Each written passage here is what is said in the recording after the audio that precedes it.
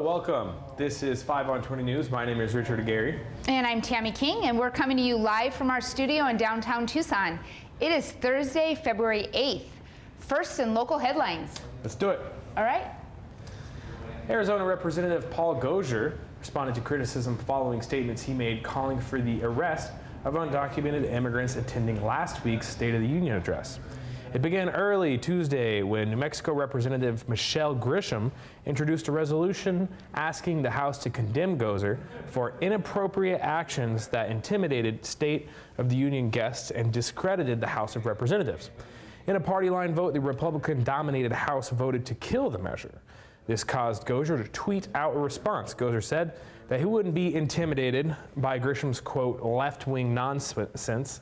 He also wrote that I have a First Amendment right to speak out against their advocacy for criminals, gang members, drug dealers, human traffickers, and simple run-of-the-mill lawbreakers who have violated our immigration laws. Aguirre initially gained criticism from Democrats when he responded to a meme claiming that undocumented immigrants have a higher percentage of criminality, a claim that was immediately challenged. Aguirre then called for all undocumented State of the Union address guests to be arrested by Capitol Police. But it wasn't just Democrats that were bothered by Aguirre's statements. Arizona Republican Senator Jeff Flake tweeted, "This is why we can't have nice things." Aguirre responded to Flake tweeting, "This is why you got forced out of Congress." The two congressmen plan to fight out on Capitol Hill Quad at noon tomorrow. A lot of tweets. Yeah. A Tucson man reports that he was the intended target of an IRS scam, prompting the agency warn taxpayers of these types of scams around tax time. In the case of Martin Salazar, he was called by a man who had left a message saying that he was from the IRS and that the agency was filing a lawsuit against him. Salazar immediately became nervous because he had recently moved to Tucson and thought that in the process, something had happened that had affected his taxes. The IRS says that the representatives from the agency will never directly call taxpayers. Rather, they will send a letter through direct mail and according to the IRS website. So stay safe out there, and let's make it so that only tax scam affecting us is the one through Congress passed in December. Did you do your taxes yet? I don't do taxes. Oh.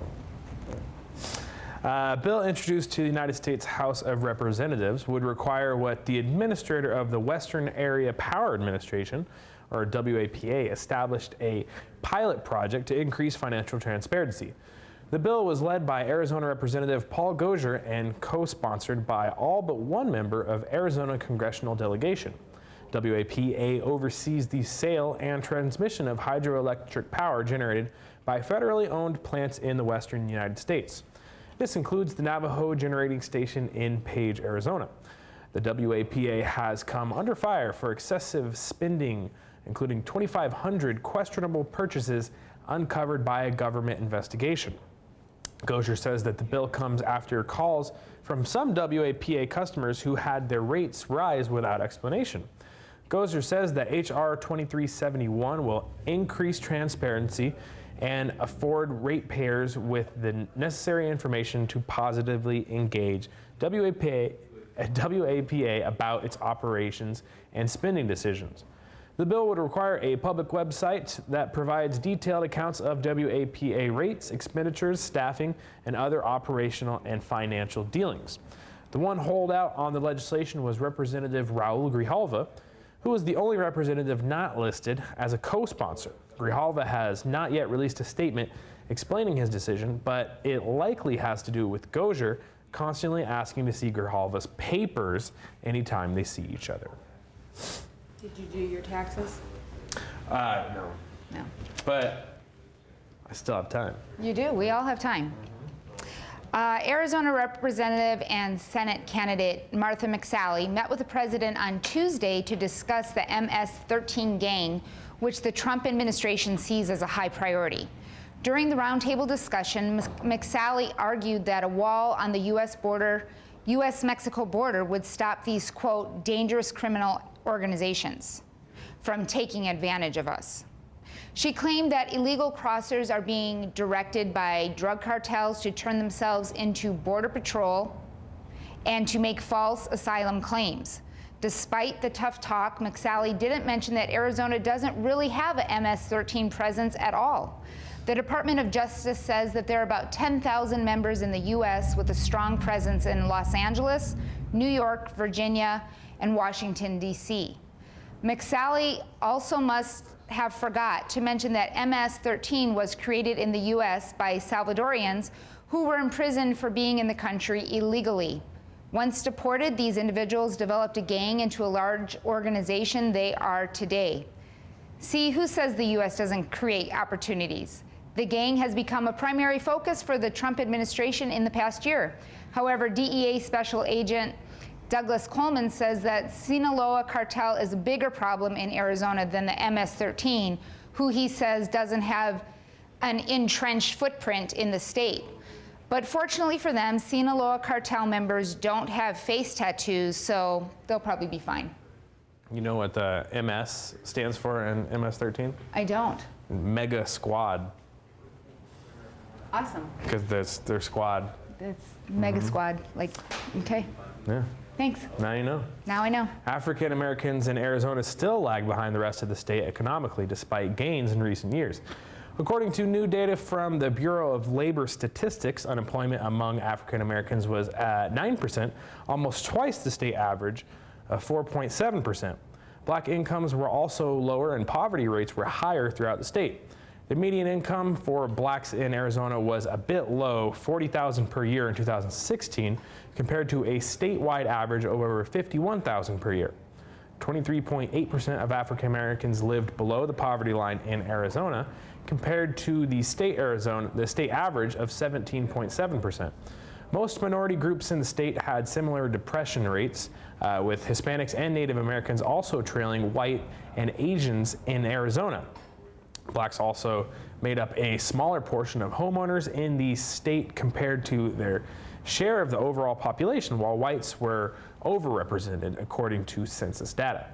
George Dean, president and CEO of the Phoenix Urban League, said that these trends can be reversed through a strong voting bloc in Arizona, with blacks making up 4 to 5% of the state's population.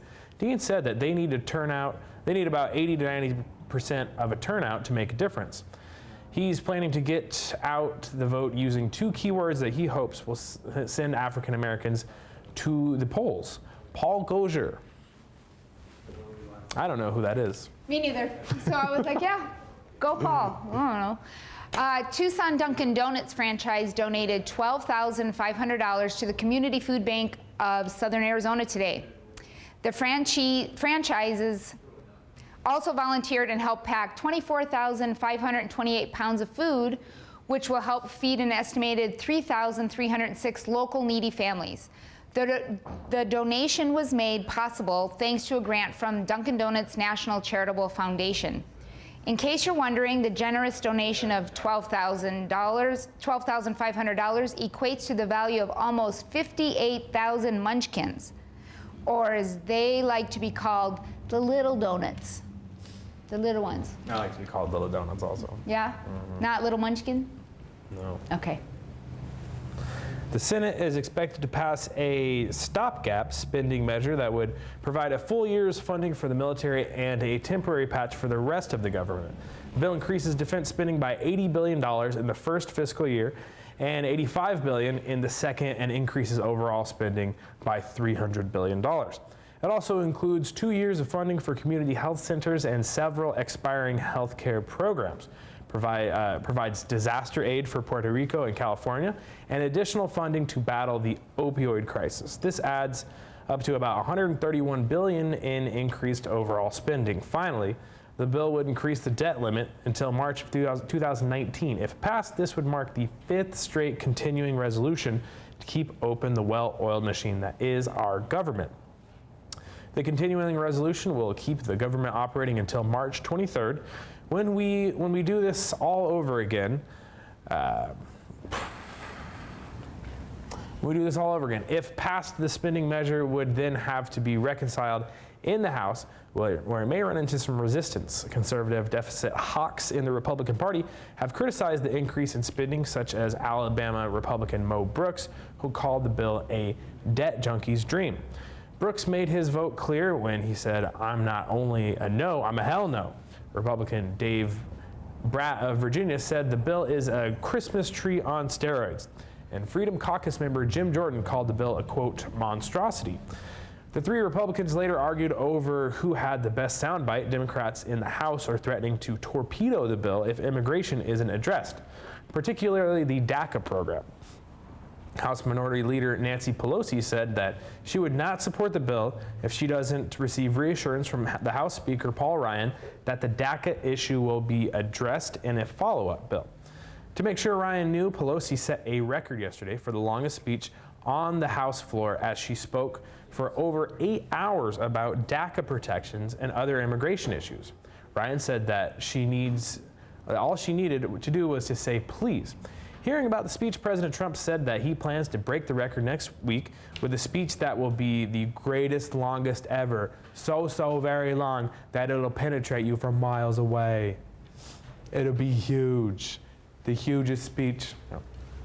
That was really good. I almost felt like the president was right here. Yes. It looks like the Pentagon will need the extra money because they announced yesterday that the war in Afghanistan will cost $45 billion this year. The Pentagon announced it was the first since the Trump administration instituted a new Afghanistan strategy 6 months ago that looks an awful lot like the old strategy. That is to say, bomb the crap out of everyone. Some lawmakers are critical of the amount of money we've spent on the 17-year-old war. This included Republican Ron Paul, who complained that billions are, quote, being thrown down on a hatch in Afghanistan. And the Afghans still don't seem to be able to defend themselves. Others question whether the spending would encourage the Taliban to come to the negotiating table. Senator Jeff Markley wondered why the Taliban would negotiate when they now control more territory than they did in 2001, when the U.S. first invaded the country. The Pentagon could not give an accurate estimate as to how many Taliban fighters are in the battlefield, but the recent NBC report stated that there are as many as 60,000 Taliban fighters in Afghanistan. The Taliban say they're having the time of their lives and hope the war lasts another decade, which it probably will at this rate. It's just horrible, you know? It's just, oh my God, what do you, it's a travesty. All that money it's a down travesty. the hatch. Travesty. It keeps me up at night. Does it? Oh, God. All right, I'll do this next one. Chamomile. California says that it will block the transportation of crude oil from offshore oil rigs through the state. The decision is meant to fight back against a recent Trump administration decision to expand drilling off the United States federal waters. Other states such as Florida, North Carolina, Delaware, Washington have also warned the administration that drilling could ruin beaches, harm wildlife, and hurt their tourism industry. The California State Lands Commissioner sent a letter to the Interior Department on Wednesday urging the Bureau's program manager to withdraw from the offshore drilling plan because there wasn't enough public input. Offshore drilling had been restricted in California since a 1969 oil spill off the coast of Santa Barbara. In 2015, another spill near Santa Barbara spilled as much as 2,400 barrels of oil. When these incidents were mentioned to the Interior Department, the agency responded that because of the spill, California inherited 2,400 barrels of oil and should be thankful. I spilled coffee in my car today. Oh. It's the worst. It gets everywhere. Yeah. The state of Alabama is suing OxyContin maker Purdue Pharma for allegedly fueling the opioid epidemic by deceptively marketing prescription painkillers to generate billions in sales. Alabama Attorney General Steve Marshall announced the lawsuit yesterday, claiming that Purdue misrepresented the risk and benefits of opioids and enabling the widespread prescribing of addictive drugs. The lawsuit states that as Purdue was racking up profits, the state of Alabama suffered significant cost as a result of the opioid epidemic, which has led to hundreds of deaths in the state. Purdue has denied the allegations and said that its drugs are approved by the FDA and account for only 2% of all opioid prescriptions. The company now faces 14 lawsuits by attorneys general across the country. Purdue claims that attorneys generals are fueling the lawsuit epidemic that is devastating the pharmaceutical industry, and that states should be held responsible for their actions, perhaps with a lawsuit.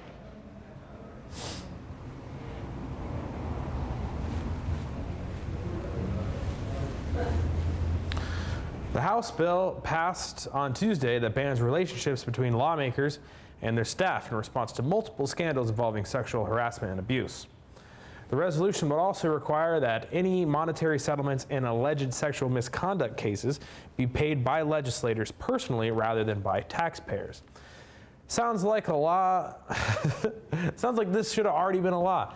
The bill is in response to a report revealing that $17 million was paid out to victims over the past 20 years using taxpayer money. Under the bill, the office compliance would report any settlements paid out for sexual misconduct in an online database. The office will also conduct a survey every congressional term to gauge attitudes about sexual harassment among employees. The bill now moves on to the Senate and, if passed, will be presented to President Trump, who will try to ignore the irony of Donald Trump signing an anti-sexual harassment law. Trump slam, bam, got him. That was funny. Meanwhile, things are happening in the rest of the world that don't have anything to do with Trump or gropey congressmen. Maldives President Abdullah Yameen said that his government put down a coup after declaring a state of emergency a day earlier. I feel you looking at me. This resulted in the government arresting 2 Supreme Court justices and opposition figures. The opposition is now calling for Indian intervention in response to what they say is Yameen's attempt to strengthen his power over the Indian Ocean nation. The exiled former president Mohammed Nasheed called for the Indian military to intervene in order to release Maldivian political prisoners. The crisis began last week after the Supreme Court overruled terrorism convictions for 9 opposition figures, including Nasheed, who was the first democratically elected president in the country's history. Yameen's government rejected the ruling on Monday and imposed a state of emergency. The following morning, Yameen had 2 of the Supreme Court judges arrested. On Tuesday evening, Yameen lifted a temporary suspension of an article of the Constitution that establishes the Supreme Court as the final authority on legal matters.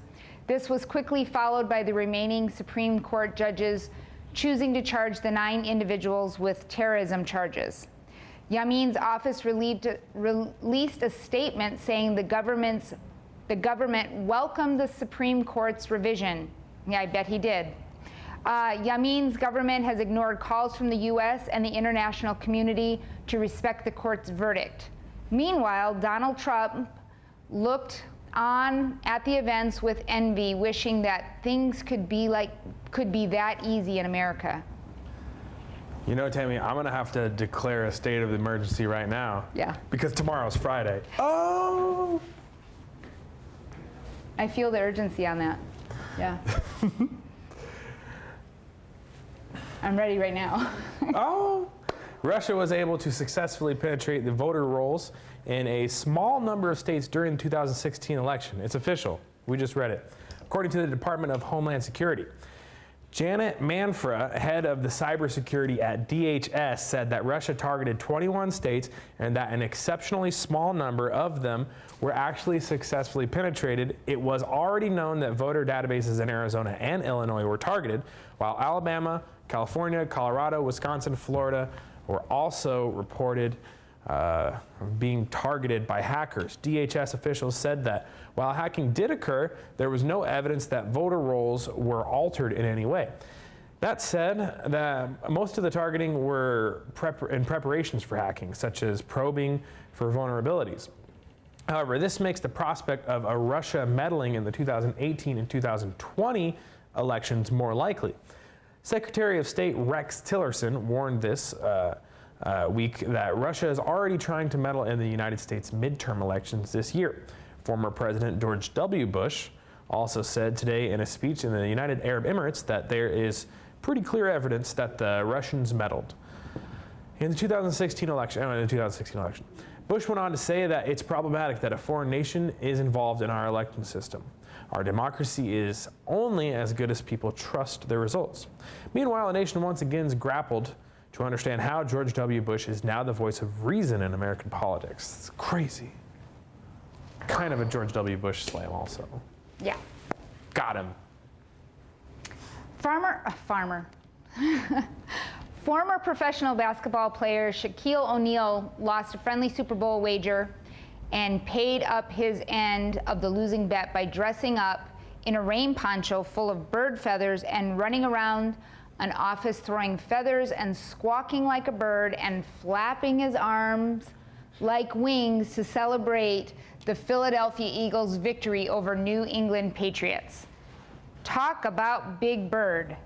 Snuffleupagus could not be reached for a comment, though. That's hilarious. I would love to have seen that.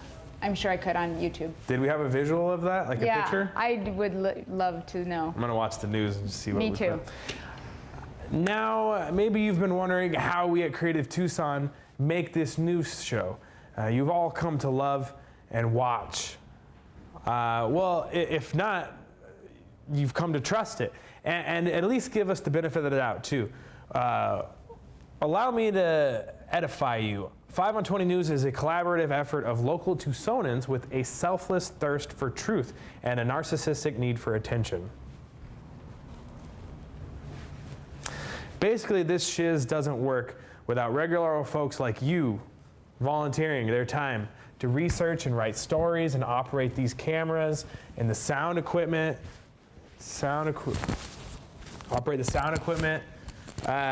So yeah, you can create graphics and you drink endless cups of green tea. So get your butts in here. This station doesn't run itself. The times require a new way of informing ourselves, so join us. We want to give you a soapbox to climb up on and scream off of. That's what we did for Tammy, and now she gets to scream off of her soapbox. I need some soap. So go ahead. So shoot us an email to info@creativetucson.org to get involved. Send us a love note, some hate mail. We could take it. Like what you see? Join us. Well, yeah, my name is Richard Aguirre. This has been 5 on 20 News. Make sure to like us on Facebook, subscribe to our YouTube channel, like this video, share this video, follow us on Instagram, Twitter. That's where you can find this video and all of the latest Creative Tucson content. All right, I guess I'll just finish it. I could finish it. You can also feel free to get in touch with us at info@creativetucson.org. Thank you for watching. I'm Tammy King. I'm Richard Aguirre. Thank you. Stay creative, Tucson. Oh, no, just stay. Yeah, stay.